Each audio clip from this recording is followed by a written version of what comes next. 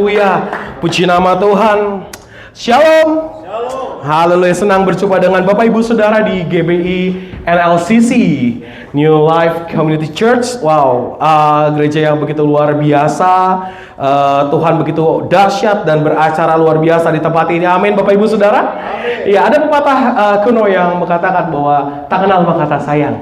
Tapi sebelumnya saya mengucapkan terima kasih kepada Bapak Gembala, Pastor Supratman Mindiri, dan saya mengucap syukur boleh melayani di tempat ini. Terima kasih Pak Gembala. Dan saya di tempat ini kayak reuni Bapak Ibu Saudara. Ada Kak Patrick, kebetulan saya kenal juga Kak Patrick, dan ada Kak Morris, luar biasa. Saya merasakan, aduh, kayak teman lama, udah lama gak ketemu. Mereka adalah senior-senior saya di pelayanan, begitu luar biasa dipakai Tuhan. Bapak Ibu Saudara, perkenalkan nama saya Daniel Darmawan. Bapak Ibu Saudara, saya melayani sebagai staf gembala di GBI Sungai Yordan Roksimas, di ITC Roksimas Bapak Ibu Saudara. Tapi tidak jual handphone, karena yang jual handphone di ITC Roksinya gitu ya. Saya masih dalam komplek Komplek Roksimas Bapak Ibu Saudara, dan di tahun ini, di dalam tahun-tahun ini saya dipercaya di bidang pemuda anak DKI Jakarta dalam Biro Litbang dan juga Diklat Bapak Ibu Saudara. Dan saya bersyukur sore hari ini ada di tengah Bapak Ibu yang begitu luar biasa. Kasih tepuk tangan yang meriah buat Tuhan Yesus kita. Haleluya. Bapak Ibu Saudara, hari ini saya memberikan tema firman Tuhan. Saya sudah menyediakan slide. Temanya adalah berbicara tentang bertahan sampai akhir Bapak Ibu Saudara. Bapak Ibu Saudara, nubuatan pewahyuan bisa berakhir, tetapi hubungan kita dengan Tuhan itu bersifat kekal Bapak Ibu Saudara. Kalau Bapak Ibu Saudara kejar nubuatan, kejar mujizat, kejar pewahyuan, semuanya bisa berakhir dengan dunia lenyap. Tapi Bapak Ibu Saudara, hubungan kita dengan Tuhan itu yang bersifat kekal. Amin Bapak Ibu Saudara. Dan jika kita berbicara tentang yang namanya bertahan sampai akhir, contoh yang paling bisa kita ambil adalah bagaimana perjalanan dari murid Kristus. Bisa di slide saya yang kedua, bagaimana perjalanan dari murid Kristus Bapak Ibu Saudara. Kalau Bapak Ibu Saudara mungkin nonton di beberapa bulan terakhir kemarin waktu Paskah ada film The Last Supper. Ada yang nonton Bapak Ibu Saudara? Biasanya kita nonton adalah Passion of the Christ, tapi kita nonton The Last Supper, ada POV tersendiri Bapak Ibu Saudara, bagaimana dari sudut pandang murid-murid Kristus. Jadi lebih baik ketika bicara tentang bertahan sampai akhir, kita bisa melihat juga perjalanan murid-murid Kristus yang bertahan imannya sampai akhir Bapak Ibu Saudara. Karena saya percaya hanya para murid yang akhirnya bisa bertahan. Kalau hanya sekedar pengikut, ketika kita kecewa, kita bisa meninggalkan Tuhan. Kenapa akhir-akhir ini banyak orang meninggalkan Tuhan? Akhir-akhir ini banyak orang menyangkal iman ya, karena mereka punya ekspektasi yang berbeda dengan Tuhan. Dia menaruh ekspektasi dia ke dalam pikiran Tuhan. Padahal kita tahu dengan jelas bahwa pikiran Tuhan bukanlah pikiran manusia, amin. Jalan Tuhan bukanlah jalan manusia. Bahkan waktu Tuhan bukanlah waktu manusia, Bapak Ibu Saudara. Nah, karena itu Bapak Ibu Saudara, saya pastikan setiap kita harus menjadi seorang murid-murid Kristus di dalam kehidupannya. Bilang sama kanan Bapak Ibu Saudara, kamu adalah murid Kristus. Karena murid Kristus, bilang sama kanan kirinya, jangan khawatir. Iya, karena kita punya guru, kita punya pribadi yang tidak pernah meninggalkan kita. Nah, berbicara tentang bertahan sampai akhir, di dalam pola pandang kita pasti kita tahu bahwa iblis selalu setiap hari mengguncang iman semua orang. Kita hidup di dunia yang sangat bising Bapak Ibu Saudara. Bangun tidur, kita lihat handphone, berita-berita yang ada di dunia ini, dan membuat kita seringkali khawatir secara manusia. Karena itu kita harus tahu bahwa iblis mengguncang iman semua orang, tetapi orang yang mengenal Yesus akan bertahan sekalipun ada goncangan di hidupnya. Di slide saya yang berikutnya saya tulis bahwa iblis mengguncang iman semua orang, tetapi orang yang mengenal Yesus, katakan mengenal Yesus, akan bertahan sekalipun ada goncangan Bapak Ibu Saudara. Nah, di slide saya katakan di klik, Bapak Ibu Saudara, mengawali tahun 2025 ini, kita masih ingat benar banyak terjadi bencana alam. Kita sudah ada di bulan Juli, mau masuk Agustus. Kalau kita ada di pertengahan tahun ini, semua karena kebaikan Tuhan. Kita mengingat begitu luar biasa banjir di Bekasi Bapak Ibu Saudara. Biasanya Bekasi nggak pernah sebanjir itu. Biasanya banjir itu daerah-daerah rumah saya di Pluit Bapak Ibu Saudara. Itu udah terkenal Muara Karang, banjir pastinya. Tapi tiba-tiba Bekasi banjir, dan kita mendengar juga banyak bencana yang terjadi di Indonesia. Dan ini adalah salah satu yang dipakai iblis untuk membuat kita goncang dan takut akan dunia ini Bapak Ibu Saudara. Berapa banyak orang takut terbang, takut pergi, karena dia takut ada bencana yang terjadi. Dan berikutnya juga saya mencatat bahwa Indonesia adalah negara dengan tingkat pengangguran tertinggi di Asia Tenggara. Di next slide, saya tulis bahwa Indonesia menempati tingkat yang paling tinggi untuk negara dengan pengangguran tertinggi. Bahkan di belakangan ini, dikatakan banyak sarjana-sarjana muda yang tidak mendapatkan pekerjaan. Karena ekonomi yang begitu terus menurun. Next. Dan juga saya mencatat bagaimana Bapak Ibu kalau ingat bahwa terjadi PHK yang begitu luar biasa di Indonesia di awal-awal tahun kemarin. Dan yang paling terbaru adalah Bapak Ibu Saudara, next, adalah bagaimana pembubaran retret di Sukabumi. Mungkin Bapak Ibu Saudara bertanya kenapa saya menampilkan banyak slide-slide seperti ini. Bukan untuk menangkuti Bapak Ibu Saudara, tapi hal ini yang dipakai sama iblis untuk menggoncang setiap kita. Kalau kita dapat beribadah hari ini semua karena kebaikan Tuhan, tapi pastikan dalam hati kita sekalipun mungkin kita sudah tidak senyaman ini beribadah, kita harus tetap percaya bahwa sekali Yesus selamanya harus tetap Yesus. Amin Bapak Ibu. Dunia boleh bergoncang, tapi orang yang dekat punya hubungan dengan Tuhan tidak akan mudah tergoncangkan. Katakan amin. Amin Bapak Ibu Saudara. Karena itu firman Tuhan akan berbicara di dalam Kolose 1 ayat 21 sampai 23. Saya sudah mencatatnya di PPT saya, Bapak Ibu Saudara bisa lihat. Kita akan baca 3 ayat ini bersama-sama. Di next slide ada. Oke, kelihatan Bapak Ibu Saudara? Ya. Kita baca dengan suara lantang karena iman timbul dari pendengaran akan firman Tuhan. Kita baca sama-sama 1, 2, 3. Juga kamu yang dahulu hidup jauh dari Allah dan menjadi musuhnya dalam hati dan pikiran seperti yang nyata dari perbuatanmu yang jahat. Sekarang diperdamaikannya di dalam tubuh jasmani Kristus oleh kematiannya, untuk menempatkan kamu kudus dan tak bercela dan tak bercacat di hadapannya. Next. Sebab itu kamu harus bertekun dalam tetap teguh dan tidak bergoncang, dan jangan mau digeser dari pengharapan Injil yang telah kamu dengar dan yang telah dikabarkan di seluruh alam di bawah langit, dan yang aku ini Paulus telah menjadi pelayannya. Konteks firman ini, judul perikopnya adalah keutamaan dalam Kristus. Konteks firman ini adalah Paulus mendengar bahwa jemaat di Kolose pada saat itu mendapatkan tantangan dengan adanya ajaran-ajaran dan praktek-praktek palsu yang mengancam iman mereka. Surat ini ditujukan kepada para orang suci di Kolose, sebuah tempat Turki di zaman modern, Bapak Ibu Saudara. Bapak Ibu Saudara, kalau dulu di jemaat di Kolose dihadapi juga dengan tantangan ajaran-ajaran yang menyesatkan, dan setiap kita di zaman yang modern ini juga banyak sekali pengajaran yang menyesatkan. Jadi pastikan Bapak Ibu Saudara sudah ada di rumah yang benar, mendapatkan firman yang benar, dan bertumbuh di gereja ini Bapak Ibu Saudara. Saya percaya bahwa gereja ini memberikan makanan yang terbaik bagi Bapak Ibu Saudara. Amin. Jadi karena itu Bapak Ibu Saudara, di zaman akhir ini yang dibuat goncang dengan berbagai macam pengajaran, ajaran, dan juga adanya ketakutan di bidang ekonomi, di bidang sosial, di bidang bencana alam dan lain-lain Bapak Ibu Saudara. Nah ini konteksnya Bapak Ibu Saudara. Saya akan baca di ayat 1 yang pertama, di ayat ke-22, sekarang diperdamaikan di dalam tubuh jasmani Kristus oleh kematiannya untuk menempatkan kamu kudus dan tak bercela dan tak bercacat di hadapannya, untuk bisa bertahan sampai akhir. Satu hal yang pertama kita harus tanamkan dalam hati kita, kita tahu benar identitas kita di mata Tuhan. Amin. Kalau orang yang tidak tahu identitas siapa dia di mata Tuhan, tidak heran kita mudah sekali tergoncang di zaman ini Bapak Ibu Saudara. Tidak ada hal lain yang harus Bapak Ibu Saudara tanamkan dalam hati Bapak Ibu Saudara tentang identitas kita, siapa kita di mata Tuhan. Karena ketika kita tahu siapa kita di mata Tuhan, ketika ada badai, ketika ada masalah, kita tahu siapa yang menjadi Bapa kita dan siapa yang memelihara hidup kita. Katakan amin. Bapak Ibu Saudara, untuk menjadi Kristen itu mudah. Percaya Yesus, dibaptis, jadi Kristen. Itu hanya sekedar mengaku dan memeluk agama. Tetapi untuk menjadi murid-murid Kristus, anak-anak Tuhan yang bertahan sampai akhir, itu gak mudah Bapak Ibu Saudara. Banyak orang bilang, kok jadi Kristen bukannya makin baik? Kok jadi Kristen tantangannya selalu ada? Kok jadi Kristen gak boleh ini, gak boleh itu? Secara daging kita akan protes sama Tuhan. Karena daging kita ada daging dosa Bapak Ibu Saudara. Kita nyaman hidup dalam dosa. Kita nyaman mengikuti apa yang menjadi mau kita. Makanya ketika kita menyerahkan hidup kita pada Tuhan, Tuhan pimpin jalan kita, yang Tuhan ajarkan dalam hidup kita, itu seringkali nggak mudah kita lakukan, tapi bukan berarti tidak bisa kita lakukan. Karena apa? Karena Roh Kudus yang memberikan kekuatan untuk setiap kita.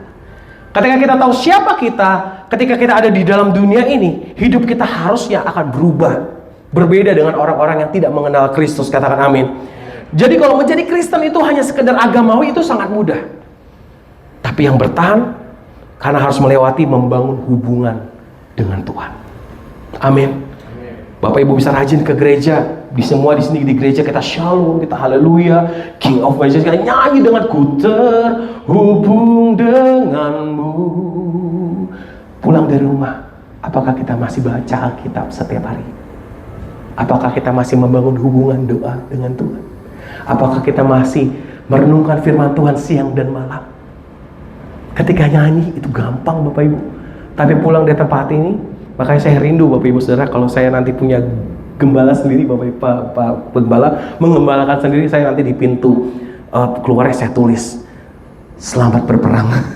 Karena ketika pulang dari luar, itulah medan perang Bapak Ibu Saudara.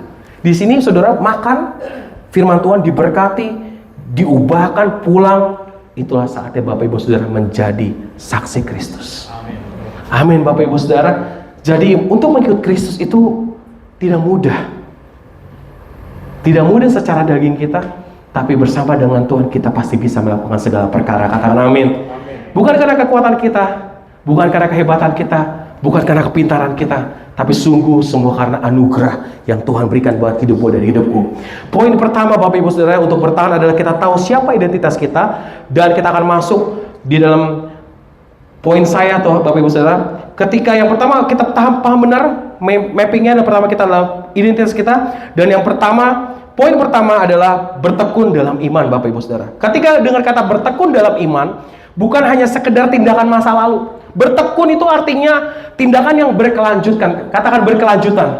Bertekun itu berkelanjutan terus menerus, karena kata dari bertekun ini Bapak Ibu Saudara kalau baca di dalam terjemahannya memakai kata epimeno. Nah, kata epimeno ini juga bisa diartikan di dalam slide saya yang berikutnya, diartikan bukan hanya tentang bertekun, tetapi diartikan juga tentang tetap dalam. Jadi bukan hanya bertekun, artinya berikutnya adalah tetap dalam. Jadi ketika dia bertekun dalam iman, tidak ada pilihan lain, dia harus tetap dalam firman Tuhan, tetap dalam rancangan Tuhan Bapak Ibu Saudara. Dan next, keselamatan yang kita terima bukan bicara tentang tindakan iman di awal. Ya, tadi saya bilang berkelanjutan, tetapi tetap tinggal di dalam iman dalam segala kebaikannya. Ketika bisa percaya sama Tuhan, bukan tindakan iman aja. Yes, saya percaya saya warga kerajaan surga, kita diselamatkan, tetapi next dalam kehidupan kita, apakah kita masih menjaga hidup kita dengan baik Bapak Ibu Saudara? Apakah kita masih menjaga hubungan kita dengan Tuhan tetap baik? Di dalam firman Tuhan, melakukan firman Tuhan Bapak Ibu Saudara. Bapak Ibu Saudara, di zaman belakangan ini kasus bunuh diri itu sangat besar banget. Khususnya di anak-anak muda. Anak SMP udah gantung diri Bapak Ibu Saudara. Anak SMP. Anak SMP udah jatuh, anak SMP udah jatuh ke dalam pinjol. Pinjolnya buat kalian, mending buat bantu orang tua, bukan. Itu juga nggak benar ya bantu orang tua. Pinjolnya buat ngapain? Beli skin Mobile Legend Bapak Ibu Saudara. Astaga kan Bapak Ibu Saudara.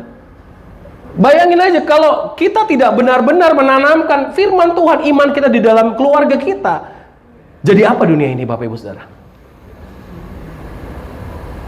Dan kita terutama yang orang tua yang hadir hari ini, kita harus tanamkan dalam hidup kita, penting kita bertekun dalam iman, tetap tinggal di dalam firman Tuhan. Tanamkan firman Tuhan itu ke dalam anak-anakmu, tanamkan firman Tuhan itu ke dalam hidupmu. Kenapa? Karena action speak louder than words. Tindakanmu akan berbicara lebih besar dari mulut perkataanmu Bapak Ibu Saudara. Nah, karena itu firman Tuhan di next slide saya berikutnya saya tulis bahwa awasilah dirimu sendiri dan awasilah ajaranmu, bertekunlah dalam semuanya itu. Ketika hari ini Bapak Ibu sudah dengar firman, sepanjang tahun ini dengar firman dari Bapak Gembala dan seluruh pengkhotbah diundang, tanamkan dalam hatimu, ambil itu dan berubahlah di dalam perubahan dalam Kristus. Dan lakukan terus bertekun dalam iman, bukan supaya selamat, tetapi bukti bahwa kita orang yang telah diselamatkan oleh Tuhan. Banyak orang meninggalkan Kristus karena dia kecewa.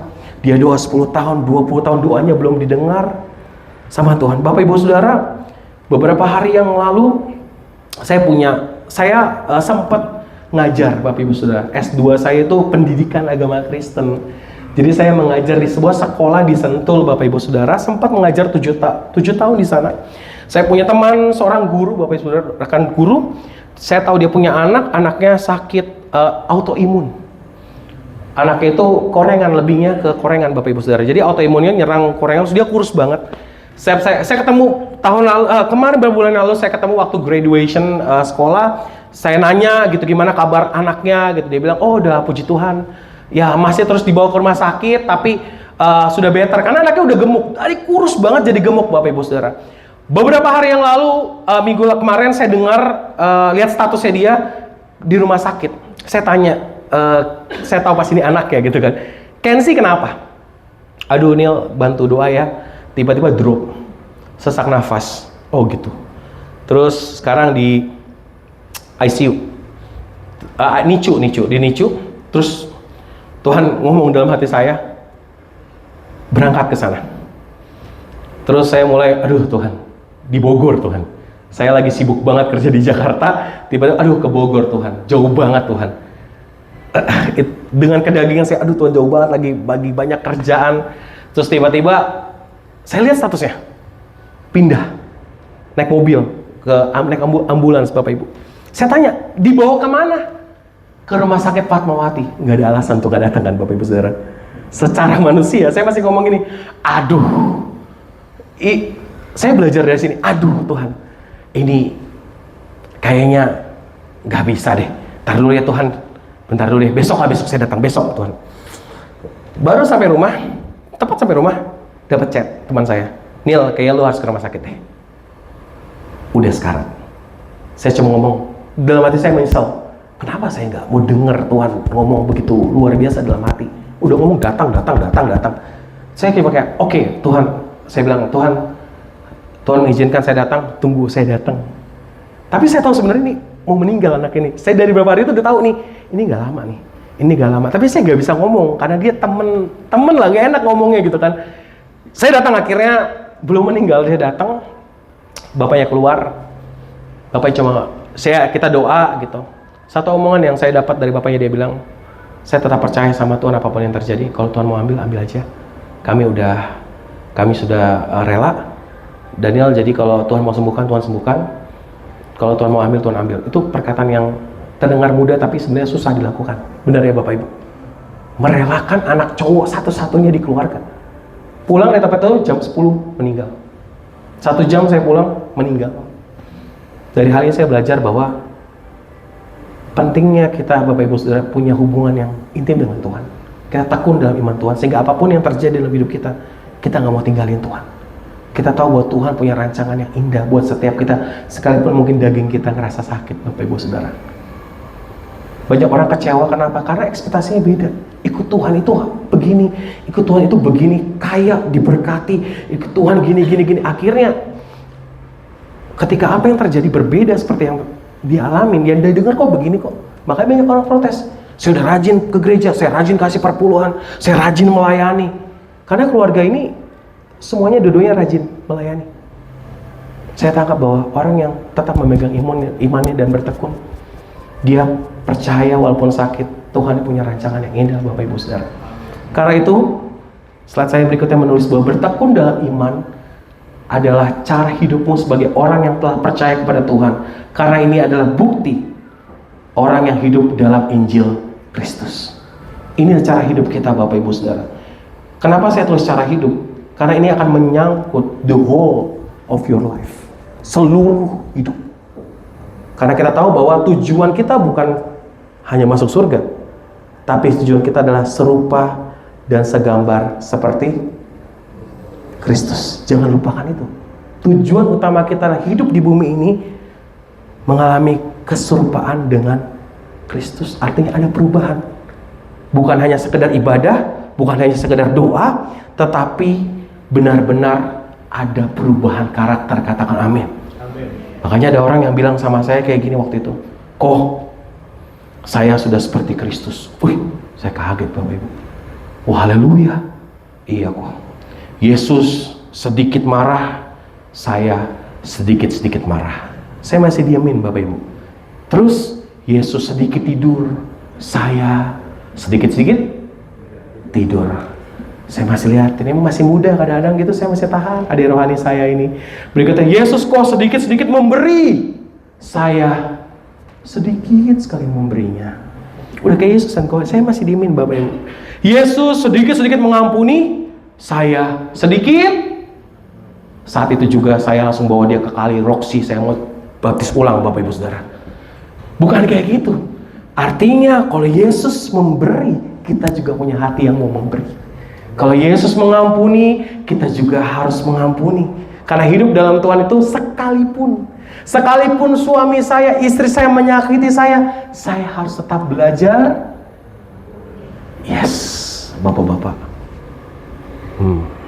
Benar, Bu. Sekalipun istrinya menyakiti, suami tetap harus mengampuni.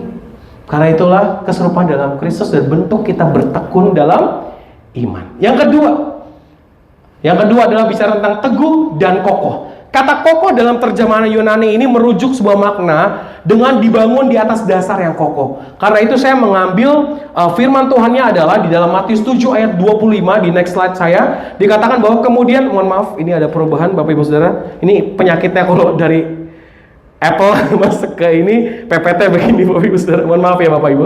Tapi saya bacain. Kemudian turunlah hujan dan datanglah banjir, lalu bertiuplah angin melanda rumah itu, tetapi rumah itu tidak rubuh sebab didirikan di atas batu. Bapak Ibu Saudara pasti familiar dengan ayat ini tentang dua dasar. Yang pertama ada rumah yang didirikan di atas pasir, yang kedua ada rumah yang didirikan di atas batu. Bapak Ibu Saudara, saya mau bertanya bagi Bapak Ibu Saudara, yang dilanda banjir, yang dilanda hujan, yang dilanda badai, rumah yang mana? Rumah yang di atas pasir atau rumah yang di atas batu? Di mana? Yang tim di atas pasir, angkat tangan. Oh, sama malu-malu tetap masuk surga, Bapak Ibu Saudara. Yang bilang yang dilanda banjir, dilanda hujan, badai, ada rumah yang di atas pasir, angkat tangan. Nggak apa-apa, angkat tangan. Ayo, ada. Oke, nggak ada. Yang dilanda banjir, yang kedua pilihannya, yang dilanda banjir, yang dilanda hujan adalah rumah yang di atas batu, angkat tangan. Curiga saya nggak ada yang angkat tangan. Abstain nih kayaknya nih. Kalau gitu siapa yang hari ini ngambil keputusan bahwa dua-duanya dilanda badai, angkat tangan. Ini yang benar, baca firman Pak Gembala. Mantap Pak Gembala, ini artinya Pak Gembala. Benar, dua-duanya dilanda banjir, dilanda hujan. Mau orang Kristen, mau bukan orang Kristen, orang setia atau tidak orang setia, semuanya dilanda banjir, dilanda badai, dilanda cobaan, dilanda masalah dalam hidup. Karena itu ada lagu, ku kan berdiri di tengah, lanjut, dalam yang kau berikan, sama-sama yo, sampaikah. Karena apa? Karena Yesus selalu menopang, lanjutin, hidupku. Jangan sampai malaikat di surga ngomong bohong. Kemarin gak ke gereja karena lagi galau. Kemarin gak ke gereja karena lagi marah sama suami. Kalau nyanyi meskipun badai silih berganti, wah angkat tangan paling tinggi. Malaikat minder ngeliatnya. Ku tetap cinta Yesus. Kok kemarin kenapa gak ke gereja? Gerimis. Nyanyinya badai. Dua-duanya dilanda masalah, saudara. Tapi orang yang mengandalkan Tuhan, orang yang punya dasar yang kokoh dalam Tuhan, sekalipun ada badai, ada permasalahan, dia tetap berdiri di dalam badai. Dia tetap percaya bahwa Tuhan dia terlalu sanggup. Tuhan dia yang membelah laut. Tuhan dia yang meredakan badai. Tuhan dia terlalu luar biasa, Bapak Ibu Saudara. Jangan takut, kasih tepuk tangan yang meriah buat Tuhan Yesus kita. Dua-duanya Bapak Ibu Saudara, tapi pilihanmu, engkau mau dibangun di dasar yang mana? Itu pilihan. Mau jadi fans Yesus atau mau jadi murid Yesus, itu pilihan. Mau berubah hidupnya atau tetap sama, itu pilihan Bapak Ibu Saudara. Karena itu penting yang kedua untuk bertahan sampai akhir. Yang pertama ada bicara tentang kita bertekun dalam iman. Yang kedua bagaimana kita harus kokoh dan kuat di dalam iman Bapak Ibu Saudara. Di dalam Kristus, Bapak Ibu Saudara. Nah, Bapak Ibu Saudara, saya mau bertanya, ada yang sudah menikah angkat tangan? Puji nama Tuhan. Ada yang sudah menikah ya, Bapak Ibu. Dalam pernikahan, asik nih ya. Kalau mau bangun hubungan yang baik harus selalu intim, benar? Harus selalu membangun hubungan setiap hari, benar? Bapak Ibu Saudara, karena itu waktu S1, Bapak Gembala, saya mengambil tema itu tentang bimbingan pranikah. Dosen saya bingung. Lah, lu kan belum nikah. Kenapa lu ambil BPN? Saya bilang, saya mau nikah, Pak. Kenapa saya mau nikah? Saya punya masa lalu, orang tua saya cerai, Pak. Saya anak broken home, Bapak Ibu Saudara, tapi saya bukan broken future. Karena sama masa depan saya di dalam tangan Tuhan. Saya bilang, justru saya mau menikah, saya mau teliti nih. Akhirnya saya bertanya pada beberapa pasangan yang sudah menikah 5 tahun ke atas, 10 tahun ke atas, dan ada jawabannya. Dan saya mendapatkan orang yang hidupnya, yang di awal nikahnya ditanamkan dengan firman Tuhan yang kuat, dia lebih bisa bertahan, Bapak Ibu. Nah, karena itu dalam hubungan rumah tangga pun harus dibangun setiap hari, Bapak Ibu Saudara. Nah, ngomong-ngomong bangun hubungan setiap hari, bisa di slide saya berikutnya, nggak apa-apa. Bangun hubungan setiap hari, Bapak Ibu. Oh, sorry, maaf, balik lagi. Oke, sorry. Bicara tentang hubungan setiap hari, Bapak Ibu Saudara. Ini saya ingat, Bapak Ibu Saudara, ada sebuah cerita, Bapak Ibu Saudara. Ada seminar para ibu-ibu. Lalu pendeta yang ngomong gini, "Hai para ibu, kapan terakhir kamu ngomong I love you ke suamimu?" Sambil tanya, kapan ya terakhir saya ngomong I love you sama suami saya ya, ibu-ibu ya. Senyum-senyum nih, ibu-ibunya saya curiga nih. Yang ngomong I love you semalam deh sama suami, angkat tangan. Dikit yang angkat, Bapak Ibu. Oh, takut pendeta nggak bisa pulang nih. Yang ngomong I love you minggu lalu, angkat tangan. Kok dikit juga ya? Yang bulan lalu deh, dikit juga. Yang lainnya kapan? Waktu ditembak, Pak. Tuhan Yesus tolong. Waktu dulu Pak janji nikah, I love you honey. Abis itu, matamu di mana kalau ada apa-apa? Makanya saya punya teman, lucu banget Bapak Ibu. Punya teman, suaminya handphonenya, kalau istrinya nelfon, nama handphonenya tuh, istrinya tuh Jenderal. Saya bilang, ini Kim Jong Un maksudnya apa? Jenderal, dia bilang, Jenderal telepon, bentar kok. Ya, saya bilang, oke lah, oke. Saya bilang gitu kan. Nah, akhirnya si pendeta ngomong gini, ayo ibu-ibu, ketik I love you sama suamimu.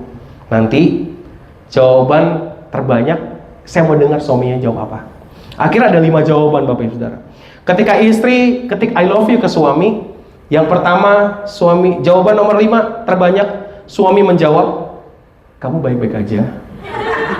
Nah, suami itu yang kelima tuh. Ketika istri ngomong I love you, jawaban keempat paling banyak adalah, maksud lo. Nah, ini kira-kira berapa tahun pernikahan nih, ya kan? Udah pakai lu gue, lu kan aku kamu baby. Waktu pacaran, jangan ngomong gue lu, aku kamu baby gitu, honey gitu ya. Iya, oke lah, itu jawaban nomor 4. Jawaban nomor 3 paling banyak, suami jawab gini, tutup poin aja. Ada apa? Tutup poin aja, ada apa? Ngomong aja. Ini kira-kira udah 15 tahun pernikahan kayaknya ya, Bapak Ibu Saudara. Jawaban nomor 2, ini lebih ajaib, Bapak Ibu. Suaminya jawab, jelaskan ini chat untuk siapa? Istrinya nggak pernah ngechat tuh, jangan-jangan tuh. Akhirnya timbullah jawaban pertama, Bapak Ibu Saudara. Istri ketik I love you ke suami, suaminya balas, maaf, ini siapa? Gak dicatat nomor istrinya, Bapak Ibu Saudara. Coba istri lihat nomor handphonenya, suaminya ada nggak namanya? Jangan-jangan nggak dikasih nama. Siapa nih, panggilan tadi kenal? Dia bilang gitu kan. Siapa nih nawarin kartu kredit? Dia bilang gitu kan. Akhirnya selesai ibadah, ada seorang ibu maju. Pak pendeta, saya kecewa banget. Kenapa, Bu? Suami ibu nggak balas, suami saya balas. Oh, ya haleluya dong, kenapa sedih? Saya ngomong I love you, suami saya balas I love you Maria. Oh puji Tuhan, nama saya Sofia. Wah, suaminya bukan main, Bapak Ibu Saudara. Maksudnya Bapak Ibu Saudara, bagaimana pentingnya membangun hubungan. Kalau sama suami aja, sama istri aja hubungannya nggak baik, gimana sama Tuhan? Halo. Kalau suami sama istri aja hubungannya nggak pernah intim sama Tuhan, apalagi sama Tuhan yang kelihatan aja. Kalau bisa gue tuker di ITS Kuningan, gue tuker dari suami gue. Emang galon suaminya, Bapak Ibu Saudara. Nah, Bapak Ibu Saudara, pentingnya yang namanya bicara tentang kokoh itu harus dibangun. Prinsipnya adalah sekalipun badai, sekalipun ada pergumulan, saya tetap mengasihi Tuhan. Saya tetap percaya sama jawaban Tuhan. Abraham menunggu puluhan tahun untuk punya anak. Padahal Tuhan sendiri yang ngomong, Abraham, kamu akan punya anak. Abraham pikir, kok lama banget punya anak. Enggak 5 tahun, 10 tahun, sampai dia udah tua. Dia kan mikir, oh mungkin bukan pakai Sarah kali, pakai Hagar kali. Dia coba nolong Tuhan. Akhirnya apa? Berantakan semuanya. Dia coba pakai kekuatan dia. Untuk kokoh, bukan dengan kekuatan kita yang lemah, Bapak Ibu. Tapi dengan Tuhan yang kuat yang menolong setiap kita, katakan amin. Yang ketiga, Bapak Ibu Saudara, bicara tentang bagaimana bisa bertahan sampai akhir, perlu kita memahami tentang yang namanya tidak tergeserkan. Next slide. Tidak tergeserkan adalah sebuah sikap untuk tidak meragukan Tuhan dan tidak bergeser imannya oleh cara dunia. Apakah kita masih terus dalam hati tidak tergeserkan Tuhan di hidup kita, Bapak Ibu Saudara? Ada yang ngomong, Tuhan itu nggak mau yang jadi 1, 2, 3. Tuhan mau yang jadi satu-satunya. Tuhan itu mana yang lebih cepat kok? Ada yang suka ngomong, yang paling utama Tuhankah? Keluargakah? Pelayanan-kah? Jadi banyak orang yang mulai nomor 1 Tuhan, 2 pelayanan, 3 no. Kalau nomor 1 Tuhan pasti ada yang kedua dan 3. Tapi Tuhan harus selalu ada di keluargamu, di pelayananmu, di kehidupanmu, di pekerjaanmu. Sehingga dimanapun kamu berada, Yesus prioritas di dalam hidupmu. Bicara tentang tidak tergeserkan oleh ajaran-ajaran di dunia, di luar sana. Pengajaran yang katakan gak apa-apa, dosa, Tuhan pasti ngampunin. Hidup aja dalam dosa, Tuhan pasti ngampunin. Kasih karunia itu gratis, tapi tidak murahan, Bapak Ibu. Kasih karunia itu dibayar dengan darah yang mahal, karena itu tidak murahan. Ketika kita percaya, kita warga kerajaan surga, hidup kita hari ini sampai kesudahannya, apakah kita masih setia sama Tuhan? Itu pertanyaannya. Selama masih ada nafas, selalu ada yang namanya kesempatan, Bapak Ibu Saudara. Ada firman Tuhan di dalam 1 Korintus 15 ayat 58 di slide saya berikutnya. Karena itu saudara-saudara yang terkasih, berdirilah teguh, jangan dan giatlah selalu dalam pekerjaan Tuhan, sebab kamu tahu bahwa dalam persekutuan dengan Tuhan jeripayamu tidak. Ketika kau datang sama Tuhan, ke dalam rumah Tuhan, gak ada yang sia-sia. Kau datang ke gereja, harusnya bisa istirahat, gak akan ada yang sia-sia. Kau melayani Tuhan di tempat ini, tidak akan ada sia-sia. Karena jerih lelahmu Tuhan lihat, Tuhan pandang. Amin, Bapak Ibu Saudara. Saya bersyukur ada di tempat ini. Saya akan percaya dan melihat beberapa tahun ke depan tempat ini akan dipakai Tuhan lebih lagi. Sudah dipakai, akan lebih lagi. Tuhan akan banyak tangkap jiwa-jiwa. Bapak Gembala tadi cerita punya hati untuk anak-anak muda. Bapak Ibu yang punya putra-putri, anak-anak bawa ke gereja. Anak-anak muda bawa temannya datang ke tempat ini. Bawa ke sini, sama-sama bertumbuh. Karena kalau kamu mau dipakai Tuhan, kamu harus bertumbuh. Harus punya iman yang kuat. Tadi saya habis khotbah di kedua itu, khotbah tentang judulnya Nabi Palsu, Bapak Ibu. Anak-anak muda dari sekarang itu udah dibilang, sekarang tuh kok ya, kenapa saya pakai judulnya? Saya bilang kok, tunggu judulnya sadis banget. Saya bilang, Nabi Palsu. Untung bukan foto saya di situ bawahnya tulisan judul Nabi Palsu. Orang pikir saya yang Nabi palsu, gitu kan? Dia bilang gitu, iya kok, soalnya dari sekarang media sosial udah ngasih ngajaran yang nggak benar. LGBT, nonton Netflix ada LGBT? Ada. Ada gereja yang ya udah nggak apa-apa. Kita tuh mengasihi orang-orang yang berdosa, tapi kita nggak kompromi sama yang dosa itu, Bapak Ibu Saudara. Amin, Bapak Ibu Saudara. Nah, Bapak Ibu Saudara, next, bertahan sampai akhir adalah harga mati. Katakan harga mati. Orang percaya untuk menyelesaikan pertandingan di dalam hidupnya. Paulus ngomong hidup seperti pertandingan. Garis akhirnya adalah harga mati yang harus kita lewati. Kalau hari ini lagi berlari kita jatuh, bangun. Kita jatuh lagi sama Tuhan. Jatuh lagi, kita terus bangun lagi sama Tuhan. Karena ketika kita jatuh, Tuhan tidak akan biarkan kita sampai tergeletak, Bapak Ibu Saudara. Tapi saat kau menyangkal Tuhan, kau sedang membuang kesempatanmu untuk hidup selamanya bersama dengan Tuhan. Banyak orang pikir udah kaya, muda, foya-foya, matinya ntar aja. Pas mau mati baru percaya sama Tuhan. Prinsip hidupnya seperti penjahat yang di kanan Tuhan Yesus. Ampuni aku. Masalahnya kita nggak tahu kapan kita mati, Bapak Ibu Saudara. Kalau kita tahu mah aman, Bapak Ibu Saudara. Semuanya hidupnya baik semuanya. Banyak orang nggak mempersiapkan hidupnya untuk hidup baik. Orang cuma mikir, oh harusnya kalau nanti saya tuh harus begini-begini untuk masa depan, tapi nggak mau nata hidupnya dengan Tuhan dengan baik-baik, Bapak Ibu Saudara. Bapak Ibu Saudara, jadi bertahan sampai akhir ada harga mati untuk kita semua, katakan amin. Nah, karena itu saya akan mengakhiri khotbah saya dengan satu, sebelumnya akan saya ada slide saya di 2 slide berikutnya, next lagi. Oke. Bertahan adalah sikap dan kualitas hidup yang menggambarkan kemampuan untuk tetap apa? Memegang dan mengerjakan apa yang harus. Ada firman Tuhan ngomong, kalau kamu memulai dari roh, jangan mengakhiri dalam daging. Jangan buang kesempatanmu di dalam Tuhan. Pegang erat, percayakan. Sekalipun badai, masalah, jangan tinggalkan Tuhan. Anak-anak muda, jangan tukar Tuhanmu dengan jodoh. Masih banyak Markus, Lukas, Yohanes di gereja, Bapak Ibu. Tetap pegang. Anak-anak muda nih Bapak Ibu ya. Kok masih muda. Nanti saya injilin. Saya hardik. Saya bilang gini, bedain pacaran dan penginjilan. Pacaran. Penginjilan. Kamu narik dia, kalau kamu yang ditarik, iya juga.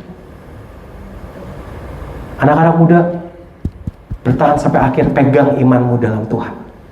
Kasus-kasus belakangan ini yang lagi terkenal, hamil di luar nikah, ya, salib segede gaban, udah banget, gak jaminan, ya, salib yang gede, Tuhan Yesus gitu kan, hidupnya, waduh ampun, bukan Roh Kudus lagi, Roh kuda, Bapak Ibu, gede, jadi kesaksian nggak? Kagak. Saya lihat kenapa orang saya lihat kayak sedih sih, tapi lihat kayak, aduh, kenapa pada pakai salib ya? Kagak malu ya pakai salib kayak gitu. Tapi kasusnya kayak begitu. Hamil dulu nikah, anaknya berapa, ya segala macam. Ayo anak-anak muda, lebih baik kau pakai hidupmu melayani di tempat ini. Dari masa muda dipakai, bertahan sampai akhir. Para orang tua jangan menyerah. Tanamkan nilai-nilai Kristen ke anak-anakmu. Ketahuilah bahwa orang yang bertahan sampai akhir lah yang akan menyelesaikan pertandingan dengan baik. Amin Bapak Ibu Saudara. Saya tutup dengan sebuah perkataan dari seorang hamba Tuhan yang saya kagumin di dalam beberapa pengajarannya. Next. Oke, sebelumnya saya akan sampai ini. Musuh utama dari bertahan adalah lelah, menyerah, dan kecewa. Saat kau lelah, saat kau menyerah, kau kecewa, itu adalah yang membuat kau gak bisa bertahan sampai akhir. Mungkin hari ini kita mulai lelah. Ada yang mulai lelah, berdoa belasan tahun, doanya belum dijawab. Doa untuk penyakitnya belum disembuhin. Berdoa untuk pergumulannya belum didengar sama Tuhan. Tapi jangan pernah lelah, jangan pernah menyerah, jangan pernah kecewa. Kenapa? Next. Karena, next lagi. Ya, karena kita tahu bahwa Allah memberikan jaminan bahwa Ia menjaga kita dan menopang kita lewat Roh Kudus. Karena itu jangan pernah lelah, jangan pernah kecewa, jangan pernah takut. Tetap bertahan sampai akhir. Dan slide saya yang terakhir adalah Bapak Ibu Saudara, next. Ya, seorang hamba Tuhan, almarhum Bigman Sirait pernah ngomong gini, iman yang besar sanggup memindahkan gunung. Iman yang benar sanggup tetap percaya sekalipun gunung belum pindah. Iman yang besar bisa mindahin gunung, tapi iman yang benar sekalipun gunung itu belum pindah, saya tetap percaya sama Tuhan. Sekalipun mata saya belum melihat apa yang menjadi doa saya mau tetap percaya sama Tuhan. Sekalipun istri saya, suami saya belum berubah, saya mau tetap percaya sama Tuhan. Kalau sekalipun anak saya lagi berdoa untuk masa depannya, saya tetap mau percaya sama Tuhan. Sekalipun anak-anak muda lagi berjalan, masa depannya belum jelas, orang ngomong, madesu, masa depan suram, tetap percaya sama Tuhan, masa depanmu ada dalam tangan Tuhan. Sekalipun orang tua mungkin berpikir siapa yang akan ada, orang banyak mengecewakan saya, orang banyak meninggalkan saya, tapi saya tahu bahwa Tuhan, saya gak pernah meninggalkan Tuhan. Apapun pergumulan, memilikilah iman yang benar di dalam Tuhan. Iman yang benar, tetap percaya sekalipun mata jasmani kita tidak melihatnya. Saya undang Kak Morris boleh ke depan. Bapak Ibu Saudara, hari ini ingat untuk bertahan sampai akhir. Bapak Ibu Saudara, kita harus tahu, hanya orang yang tahu identitas dirinya siapa yang bisa bertahan. Kenapa? Ketika dia tahu dia adalah murid Kristus, dia akan bisa bertekun dalam iman. Minta G ya Kak Morris. Ketika orang yang bertekun dalam iman, dia akan tetap kokoh dan teguh di dalam Tuhan. Ketika dia kokoh dan teguh dalam Tuhan, artinya dia tidak akan tergeserkan dengan apapun pergumulan, persoalan, apapun rupa-rupa ajaran di luar sana. Karena dia tahu dia berakar sama Tuhan. Pohon anggur akan menghasilkan pohon anggur kalau engkau dibangun dalam Tuhan. Buah yang dihasilkan adalah buah roh. Dan itu yang menolong Bapak Ibu Saudara. Karena apa? Dalam hidup ini ada Roh Kudus yang selalu bekerja di dalam hidup kita. Katakan amin. Amin Bapak Ibu Saudara. Boleh kita bangkit berdiri.